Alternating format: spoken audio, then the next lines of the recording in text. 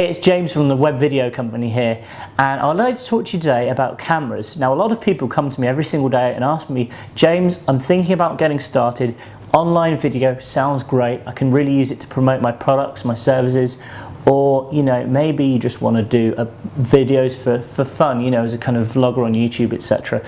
But we all need to use a camera in order to do this, and video cameras come in all different shapes and sizes, and the idea of today is really just to show you 3 types of camera, and we're going to cover kind of quite a broad range. We're going to start off with an entry-level camera, then we're going to look at a mid-range camera, and then a very high-end camera to suit users really of all budgets. Now, the one thing in common about all 3 cameras I'm going to show you today is they all record in HD quality. Now, there is no excuse with the current climate, how the internet is and how video is online now, not to be shooting in HD and uploading videos in HD. It just makes it that much bit better. Gone are the days of horrible pixelated video or video that takes ages and ages to load.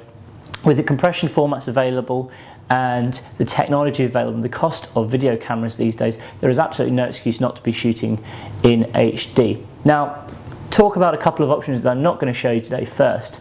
You may have a mobile phone with a video camera built in.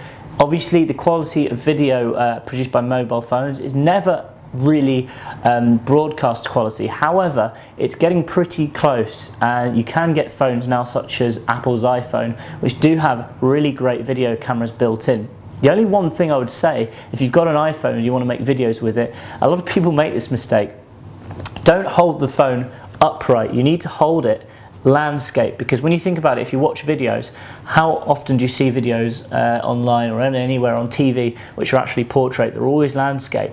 And as I say, a lot of users, when they get an iPhone, will film videos with the iPhone upright. You need to turn it on its side in order to create the kind of proper video aspect, so it looks like suitable for TV, suitable for people's monitors, etc., etc. So having said all that, another thing you might want to do is use your digital camera. Now, I'm going to be showing you a digital camera next, actually, which can record exceptionally high video in HD. But if you've got, this is quite a mid-range sort of SLR camera, I'll be showing you in a second. But if you've got just a cheap standard camera, quite often they have microphones built in, so you can use them to make video. Likewise, if you've got a camera built into your monitor or your laptop of your computer, you can record videos using that as well. So really, the camera isn't important, but if you want to produce excellent professional quality HD video, here is how you do it. Let's look at 3 cameras now, which you can use to make really good, outstanding quality, professional looking HD video.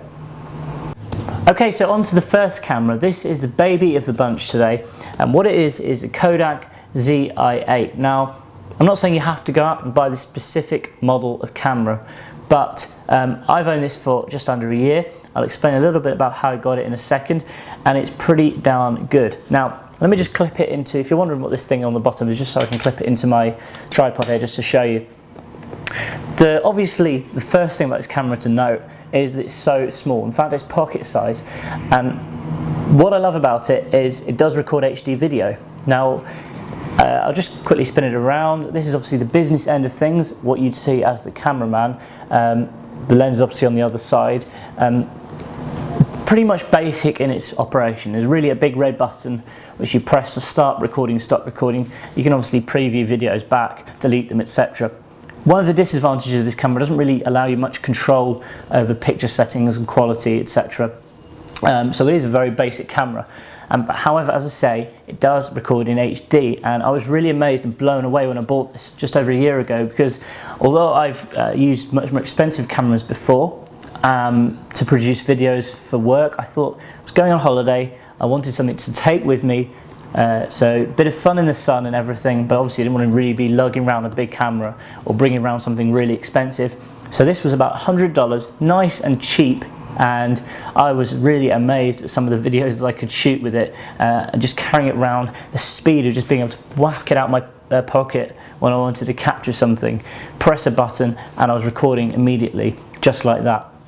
So this, even if you're after a more expensive, higher end camera, I would certainly recommend just buying one of these anyway, if you can afford to do so, because it's just a handy little thing to have. It's really handy just to be able to take it places, safe in the knowledge that you can record, as I say, HD video right up to 1080p. Now, as I say, with the internet these days, no excuses not to shoot in HD, so you really need to be looking at an HD camera.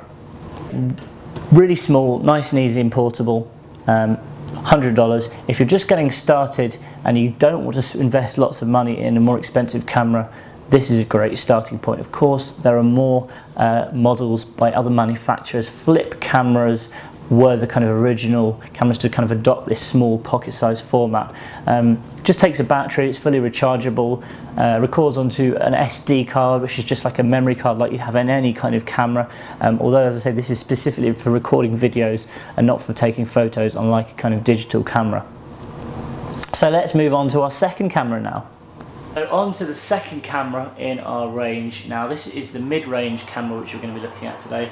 This is a Canon 550D. You may be thinking, isn't this one I've got here used for taking photographs? Well, traditionally yes, this is used by photographers to take photos. It's a digital camera, obviously to take really high-res pictures, but in recent years, literally over the past maybe a year and a half, video production on these cameras has exploded. It's gone through the roof, and we're even seeing really high-end Hollywood style kind of movie producers using cameras like this to record stuff, because you can get some really exciting and I guess kind of arty results.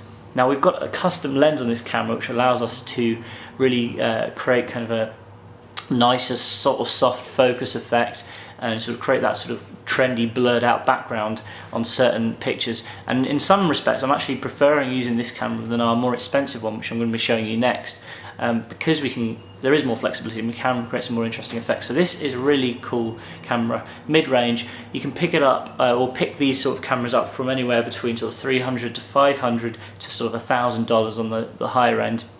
You can spend obviously a fortune buying accessories and lenses. I'll just, for example, show you, at the moment we've got a custom lens, as I just pointed out. We've also got a microphone receiver attached to this, which will work with our radio mics.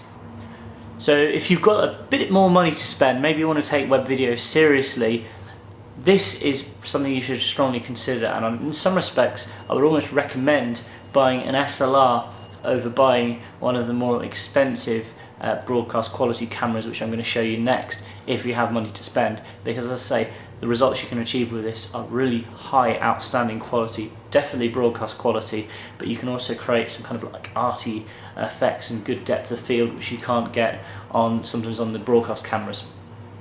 So let's move on to our next camera. This is the big one.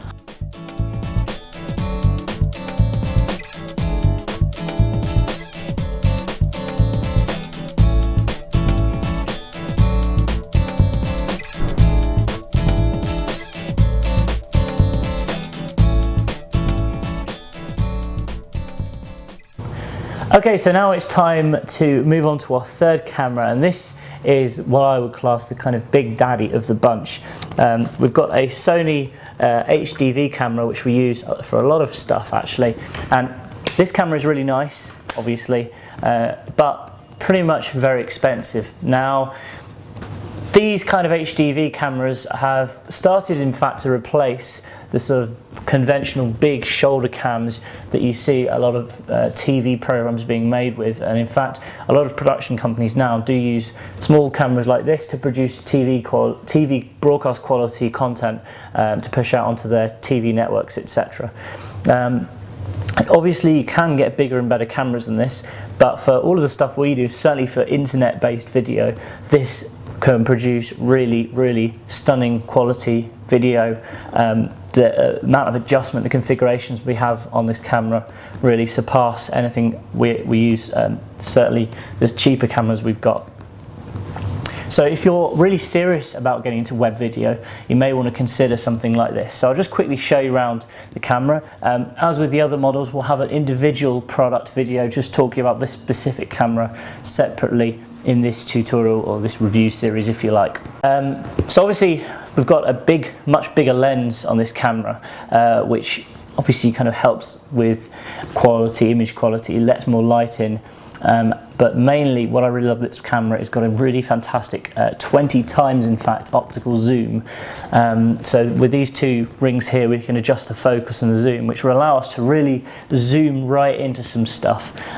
We've come up with some really interesting things. We've done a lot of spying as well here at the office on various people and stuff like that, which is kind of always fun. No, but seriously, the zoom on this is fantastic. This is also very good at shooting outdoors as well as indoors. Due to all of the features we've got on here, such as the automatic exposure control, autofocus, or you can manually focus. We've got a neutral density filter if we're shooting outside in very sunny conditions to control lighting levels. You can adjust the white balance. Blimey, the list goes on.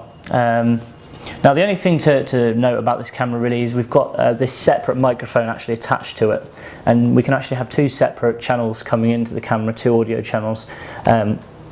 We often have the radio mic, which obviously I'm wearing right now, attached to this to produce good quality audio, which is obviously goes via radio signal, so you can take it around and walk around. And that's pretty much it. So if you're considering really serious high-end web video, something like this will set you back a few $1,000s. It's a serious investment. It's something to be taken seriously. It's obviously a very professional bit of kit, but it does produce outstanding results. And one of the things I actually don't like about this camera is that unlike the other ones we've looked at today, it does record onto mini DV tape. Now, as I say, it's HD quality, but it records onto these tapes, which means importing video onto the computer can be a little bit tedious and slow, whereas the others, memory card, you just drag and drop the files. With this you actually have to capture it via something called Firewire, which doesn't take too long, but it is a little bit more tedious and a little bit slower when editing. If you just want to quickly put together a video, drag it across, edit it, maybe just cut the first couple of seconds off, the last couple of seconds, and just whack it up onto YouTube, this will slow you down. Because you do really need to import it into your computer the hard way, the old-fashioned way, and start editing it there. So that's one of the things I don't like about this camera. It's just kind of literally, you are kind of limited in that respect. You can buy other cameras by Sony, Panasonic, broadcast cameras like this, which do have memory cards built into them. They are slowly gaining a bit of momentum in the market. However, a lot of them largely still are tape-based. So that's just something to consider for you. Okay, so we've had a look now at 3 different cameras. We started off by looking at the Kodak ZI8, which is a really nice small pocket-sized HD camera, which you can literally just take around. You can create fun videos, but also if you're looking at producing really high quality content for the web to promote your product or your service, it's absolutely ideal at an entry level. We then had a look at the Canon 550D digital SLR camera, which conventionally, yes, is used to take photos, but we've been producing some really good quality videos with it lately, and a lot of people, a lot of prosumers, people who are very serious about producing video, are now switching to SLRs because of the great quality and also the affordability. And then of course we looked at the Sony HDR V1, which is a more expensive broadcast quality camcorder, which will set you back a lot more money, but obviously has huge amounts of flexibility and control and a lot of professional features that the other two cameras don't offer.